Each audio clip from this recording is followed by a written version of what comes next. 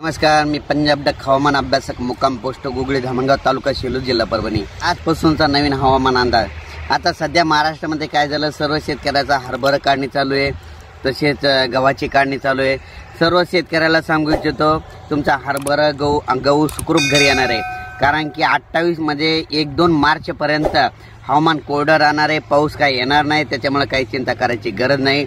म्हणून सर्व शेतकऱ्यांना हा अंदाज लक्षात घ्यायचा।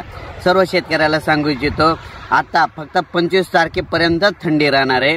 26 तारखेपासून 26 फेब्रुवारीपासून थंडी कमी होत जाणार आहे, म्हणून हे देखील लक्षात घ्यायचं।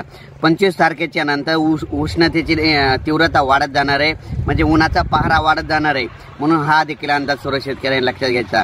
म्हणजे 20, 21, 22, 23, 24, 25, 26, 27 आणि 28 फेब्रुवारीपर्यंत हवामान कोरडं राहणार आहे, पाऊस काही येणार नाही, त्याच्यामुळे काही चिंता करायची गरज नाही, म्हणून हा देखील अंदाज सर्वांनी लक्षात घ्यायचा। आणि एकंदरीत परिस्थिती बघितली तर राज्यामध्ये काय झालं, आता म्हणजे 5 ते 6 दिवसापासून एक टीव्हीला बातमी फिरत आहे, म्हणजे सगळ्या पेपरला देखील, न्यूज पेपरला देखील बातमी आहे का एल निनो उद्भवला म्हणून दुष्काळाचं संकट आहे। तर माझ्या महाराष्ट्रातल्या सर्व शेतकऱ्याला सांगू इच्छितो की एल निनो बद्दल तुम्हाला एक सांगतो। एल निनो हे नेमकं काय, एल निनोचं नाव निघालं की दुष्काळ पडतो आणि ला निनाचं नाव निघालं की पाऊस होतो, पण एल निनो ला निना हे नेमकं काय आहे आपल्या शेतकऱ्याला माहीत नाही। एल निनो मुळातच स्पॅनिश भाषेतील शब्द आहे, याचं मराठीतून नाव होतं बाळ येशू। बाळ येशू हे नाव पडण्याचं कारण एल निनो डिसेंबरमध्ये उद्भवतो, त्याच्यामुळे नाव पडलं बाळ येशू। पण तुम्हाला एक माहीत असं म्हणून सांगतो, एल निनो आणि ला निना हे नावं नाहीत, घटना नाही, तर आलटून पालटून सुरू राहणाऱ्या दीर्घावधीच्या समुद्रातील प्रक्रिया आहे।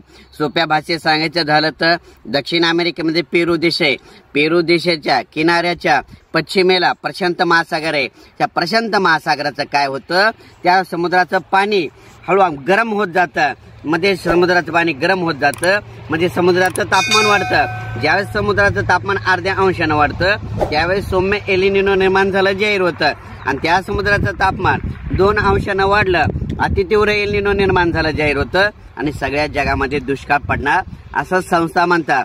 तर तुम्हाला एक माहिती असं म्हणून सांगतो, माझ्या अभ्यासानुसार, म्हणजे आपला सर्वांचा अभ्यास वेगवेगळा असतो, माझ्या अभ्यासानुसार एल निनो असो या नसो, आपल्या महाराष्ट्रात दरवर्षी 7 जून नंतर पाऊस येतो तर येतो, हे कारण लक्षात घ्यायचं।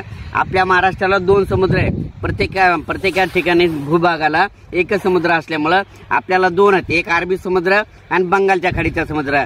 जरी अरबी समुद्राकडला जरी पाऊस नाही आला तर 20 ऑक्टोबरच्या दरम्यान काय होतं, विशाखापट्टणम आणि भुवनेश्वर आणि चेन्नईच्या दरम्यान एक चक्रीवादळ तयार होतं, आणि ते पाऊस आपल्या इकडे येतो आणि आपली एक पेरणी करून देतो। म्हणून माहीत असं म्हणून सांगतो, 2023ला देखील चांगला पाऊस पडणार आहे, म्हणून माझ्या शेतकऱ्यांना काही घाबरायचं गरज नाही।